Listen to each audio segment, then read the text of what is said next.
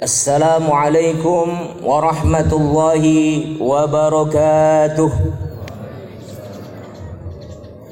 Allahu Akbar, Allahu Akbar, Allahu Akbar, Allahu Akbar, Allahu Akbar, Allahu Akbar, Allahu Akbar, Allahu Akbar, Allahu Akbar, walillahil hamd.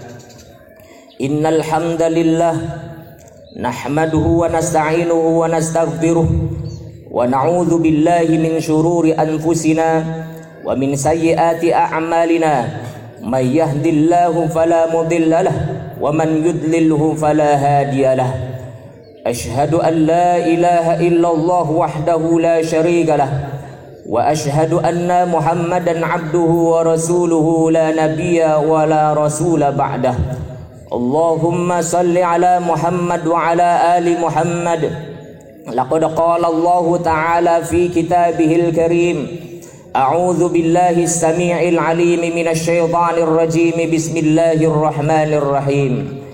Ya ayyuhalladzina amanu taqullaha wal tanzur nafsum ma qaddamat lighad. Wattaqullaha innallaha khabirum bima ta'malun. Wa qala ta'ala aidan yuridullahu bikumul yusra wa la yuridu bikumul usra walitukmilul iddata walitukabbirullaha ala ma hadakum wa la'allakum tashkurun. Shadaqallahul azim. Hadirin jamaah salat Idul Fitri yang dimuliakan Allah Subhanahu wa taala. Segala puji bagi Allah yang hingga saat ini masih memberi kesempatan kepada kita untuk kemudian berkumpul bersama di lapangan yang begitu luas, tidak lain tidak bukan dalam rangka untuk menunjukkan rasa bahagia kita atas semua rahmat karunia yang telah Allah berikan kepada kita. Kita bersama-sama pada kesempatan pagi hari ini merayakan hari raya Idul Fitri yang dijelaskan oleh Al-Imam Ibnu Hajar Al-Asqalani bahwa rasa sukacita kita dengan dirayakannya hari raya Idul Fitri menunjukkan bahwasanya kita termasuk orang-orang yang mempunyai semangat untuk terus mensyiarkan agama Allah Subhanahu wa taala. Allahu Akbar, Allahu Akbar, Allahu Akbar, walillahil hamd. Saudara-saudara kaum muslimin jamaah Idul Fitri yang dimuliakan Allah Subhanahu wa taala. Lebih dari 14 abad yang lalu dunia dalam keadaan jahiliyah. Di sebelah barat ada Imperium Romawi dengan agamanya Katolik, dengan kitab sucinya Bible. Mereka begitu maju dalam arsitektur dan pembangunannya. Mereka begitu maju dalam perkara budaya yang dibangunnya. Akan tetapi di tengah-tengah kemajuan yang sukses mereka bangun, ada perkara-perkara jahiliyah yang mereka anggap sebagai perkara biasa. Apakah itu? Yakni perbudakan. Seorang kaisar bernama Nero pernah membakar hidup-hidup lebih dari 400 orang budak dan kemudian ia ditonton oleh ribuan manusia. Dan ketika semuanya itu terjadi, maka kemudian sang kaisar pun menikmati pemandangan mayat-mayat budak yang hangus terbakar itu. Yang paling senang para pembesar Romawi mengadakan acara gladiator, yakni antara satu budak dengan budak diadu, ditonton oleh ribuan manusia. Dan apabila salah seorang di antara budak itu ada yang mati dengan terpenggal lehernya, maka semua penonton tepuk tangan dan mereka menganggap bahwa pesta gladiator telah selesai terlaksana. Inilah jahiliyahnya Imperium Romawi. Di sebelah barat ada Imperium Romawi, di sebelah timur ada Imperium Persia dengan agamanya Majusi atau Zoroaster, dengan kitab sucinya Hammurabi, dengan kitab undang-undangnya Avesta Sandirista. Akan tetapi di tengah-tengah kemajuan yang sukses mereka bangun, ada perkara-perkara jahiliyah yang mereka anggap sebagai perkara biasa. Apakah itu? Yakni tebang pilih dalam penegakan hukum. Apabila kemudian ada seorang dari kalangan bangsawan atau dari kalangan kerajaan yang melakukan kesalahan, yang melakukan pelanggaran hukum, seberat apapun kesalahan yang telah ia lakukan, maka tidak ada hukuman yang akan diberikan. Sebaliknya, apabila kemudian yang melakukan kesalahan itu adalah rakyat kecil, orang biasa, orang-orang dari kalangan du'afa, maka hukum akan benar-benar ditegakkan kepadanya. Inilah jahiliyahnya Imperium Persia. Di sebelah barat ada Imperium Romawi, di sebelah barat ada Imperium Persia, di tengah-tengah ada bangsa Arab. Bangsa Arab lebih dari 14 abad yang lalu termasuk bangsa yang paling sempurna jahiliyahnya. Karena agama tidak punya kitab suci, tidak ada kitab undang-undang, tidak ada di tengah-tengah mereka. Maka wajarlah apabila lebih dari 14 abad yang lalu bangsa Arab termasuk bangsa yang paling jahiliyah dibandingkan dengan bangsa-bangsa yang lainnya. Allahu Akbar, Allahu Akbar, Allahu Akbar, walillahil hamd. Saudara-saudara kaum muslimin, jamaah Idul Fitri yang dimuliakan Allah Subhanahu wa taala. Ketika dunia diselimuti mendung gelap jahiliyah, di sebelah barat ada Imperium Romawi jahiliyah, di sebelah timur dunia ada Imperium Persia jahiliyah, di tengah-tengah ada bangsa Arab yang juga jahiliyah. Maka kemudian Allah Subhanahu wa taala tidak tinggal diam, sebab pada saat itu juga kemudian Allahu Rabbul Alamin menghadirkan sosok manusia mulia, dialah Rasulullah Muhammad sallallahu alaihi wasallam, yang pada akhirnya kemudian mengeluarkan manusia minadz-dzulumati ilan nur, dari mendung jahiliyah menuju suasana yang penuh dengan cahaya hidayah. Maka pada saat itu pula tidak ada lagi yang disebut dengan sistem perbudakan, tidak ada lagi yang namanya tebang pilih dalam penegakan hukum. Siapapun yang melakukan kesalahan, siapapun yang melakukan pelanggaran, maka ia akan dikenakan hukuman. Inilah adilnya Islam yang dibawa oleh Rasulullah Muhammad sallallahu alaihi wasallam. Tidak ada lagi istilah budak ataupun tuan, laki-laki maupun perempuan, kaya ataupun miskin. Siapapun yang bertakwa kepada Allah Subhanahu wa taala, maka ia adalah menjadi orang yang akan dimuliakan oleh Allah Subhanahu wa taala. Innallaha la yandur ila suwarikum wa la yandur ila ajsamikum walakinnallaha yandur ila atqakum. Sesungguhnya Allah tidak melihat rupa kalian, tidak melihat jenis kalian, tidak melihat tampang kalian, akan tetapi kata Allah, kata Rasulullah Muhammad sallallahu alaihi wasallam, Allah hanya melihat bagaimana ketakwaan kalian kepada Allah Subhanahu wa ta'ala. Allahu Akbar, Allahu Akbar, Allahu Akbar, walillahil hamd. Itulah sebabnya kenapa syariat puasa diberikan oleh Allah Subhanahu wa taala kepada orang-orang yang beriman kepadanya. Tujuannya apa? Tujuannya agar kita menjadi pribadi-pribadi yang bertakwa kepada Allah Subhanahu wa taala. Apa yang dimaksud dengan pribadi-pribadi yang bertakwa? Pribadi-pribadi yang bertakwa adalah mereka yang tunduk dan patuh dengan apa yang semua disyariatkan oleh Allah Subhanahu wa taala. Beberapa hari yang lalu kita sudah bersama-sama melaksanakan ibadah Syamur Ramadan, yang itu merupakan perintah dari Allah Subhanahu wa taala. Ya ayyuhalladzina amanu kutiba alaikumus syamu kama kutiba alal ladzina min qablikum la'allakum tattaqun. Wahai orang-orang yang beriman, telah diwajibkan atas kalian semua puasa di bulan Ramadan, kama kutiba alal ladzina min qablikum, sebagaimana telah diwajibkan pula atas umat-umat sebelum kalian. Tujuannya apa Allah mensyariatkan puasa kepada orang-orang yang beriman? La'allakum tattaqun, agar kalian menjadi orang-orang yang bertakwa kepada Allah Subhanahu wa taala. Apa yang dimaksud dengan takwa? Ternyata apabila kita lihat saudara, takwa sudah diadopsi ke dalam bahasa Indonesia. Asal katanya tako, kemudian diadopsi ke dalam bahasa Indonesia menjadi takut. Sehingga ketika kita diperintahkan untuk bertakwa kepada Allah, maka pada hakikatnya kita diperintahkan untuk takut kepada Allah Subhanahu wa taala. Dan ketika kita takut kepada Allah, berbeda dengan kita takut kepada makhluk Allah. Apabila kita takut kepada makhluk Allah, maka dianjurkan bagi kita untuk menjauhinya. Seperti halnya kita takut kepada cicak, kita takut kepada kecoa, kita takut kepada buaya ataupun yang lainnya, maka diperkenankan bagi kita untuk menjauhinya atau menghindar darinya. Akan tetapi apabila kita merasa takut kepada Allah Azza wa Jalla, maka tidak diperkenankan sedikit pun bagi kita untuk menjauhkan diri kita dari Allah Subhanahu wa Ta'ala. Allahu Akbar, Allahu Akbar, Allahu Akbar, walillahil hamd.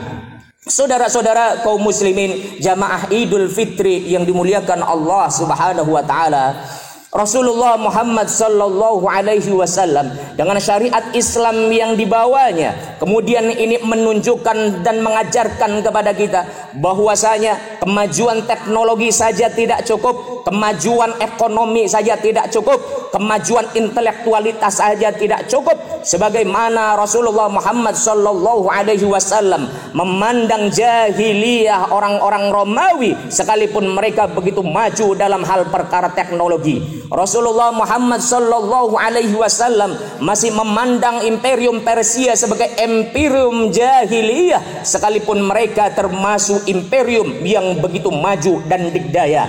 Rasulullah Muhammad sallallahu alaihi wasallam di sini sedang mengajarkan kepada kita bahwa kemajuan sains dan teknologi saja tidak cukup, bahwa negara itu kemudian disebut sebagai negara yang Islami, negara yang baik di mata Allah Subhanahu wa Ta'ala. Sehingga bagaimana kemudian satu negara disebut sebagai negara yang Islami, negara yang diridhoi oleh Allah Subhanahu wa Ta'ala? Maka negara yang diridhoi oleh Allah Subhanahu wa Ta'ala adalah negara yang benar-benar mau menerima Islam, mau mentauhidkan Allah Subhanahu wa Ta'ala, dan mau mengamalkan semua apa yang sudah disyariatkan oleh Allah Subhanahu wa Ta'ala.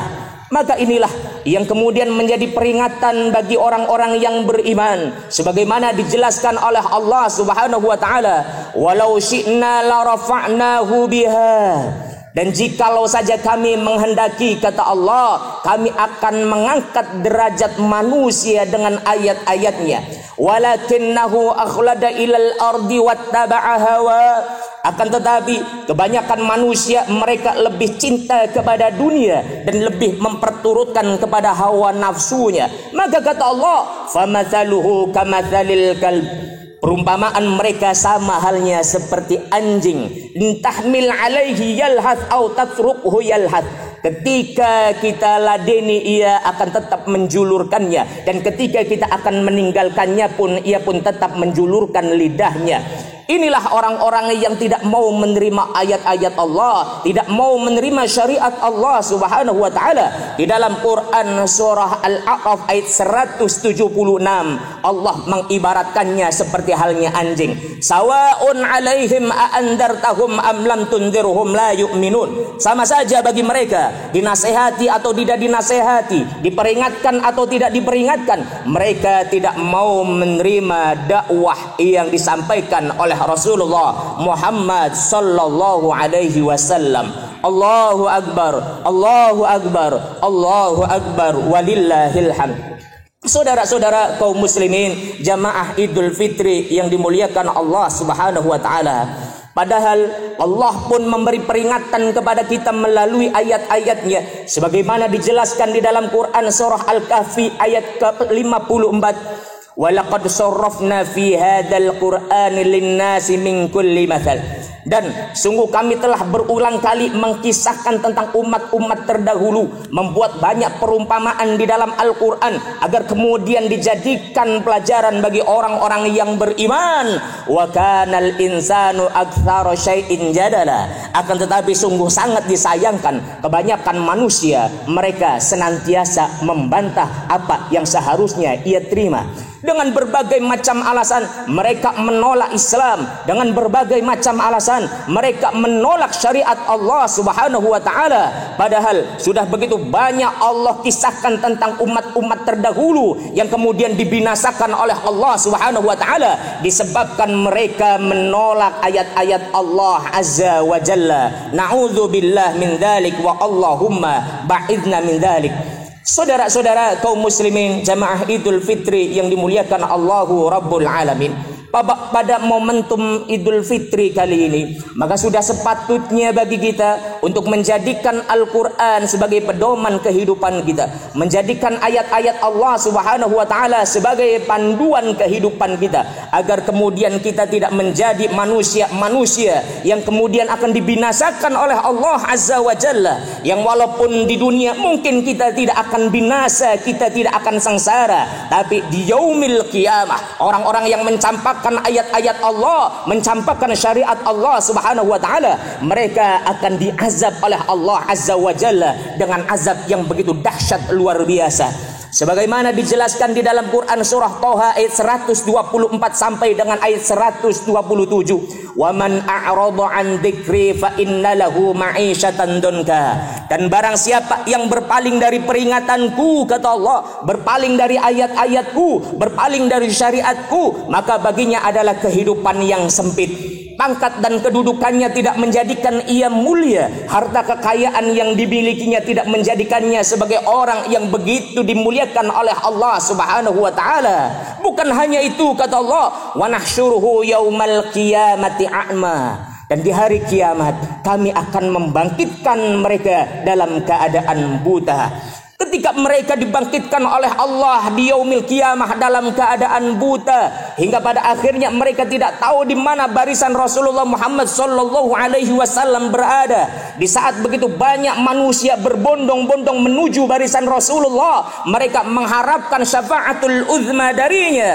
Akan tetapi orang-orang yang ketika hidup di dunia menterlantarkan ayat-ayat Allah, mencampakkan hukum-hukum Allah Subhanahu wa Ta'ala, mereka dibangkitkan oleh Allah di yaumil qiyamah dalam keadaan buta, sehingga ia tidak mampu meraba, tidak mampu mengetahui di mana Rasulullah Muhammad sallallahu alaihi wasallam berada. Bukannya ia sampai menuju barisan Rasulullah, justru sebaliknya ia akan terjerumus menuju nerakanya Allah Subhanahu wa Ta'ala. Na'udzubillah min dzalik wa Allahumma ba'idna min dzalik. Ketika itu terjadi, manusia-manusia yang mencampakkan ayat-ayat Allah ketika hidup di dunia, mereka berkata kepada Allah, qala rabbi lima hasyartani a'ma. Ya Allah, ya Rabb, kenapa engkau bangkitkan aku dalam keadaan buta? Wa qad kuntu basira. Padahal dulu waktu hidup di dunia aku bisa melihat, ya Rabb. Waktu hidup di dunia aku bisa melihat, ya Rabb. Lima hasyartani a'ma. Kenapa engkau saat ini membangkitkan aku dalam keadaan buta? Apa jawaban Allah? Qala kadzalika atatka ayatuna fanasitaha wa kadzalikal yauma tunsa. Demikianlah, dulu pun aku telah memberikan ayat-ayatku kepadamu, memberikan kitab suciku kepadamu, memberikan Al-Quran kepadamu, memberikan syariat kehidupan kepadamu. Akan tetapi engkau melupakannya. Karena harta kekayaan engkau melupakan Al-Quran. Karena pangkat dan kedudukan engkau mencampakkan Al-Quran. Karena hawa nafsu engkau menterlantarkan aturan-aturan Al-Quran. Maka rasakanlah, pada hari ini pun aku akan melupakanmu, tidak akan mempedulikanmu, sekalipun engkau masuk ke dalam neraka yang begitu dahsyat luar biasa dengan siksanya. Allahu Akbar, Allahu Akbar, Allahu Akbar, walillahil hamd.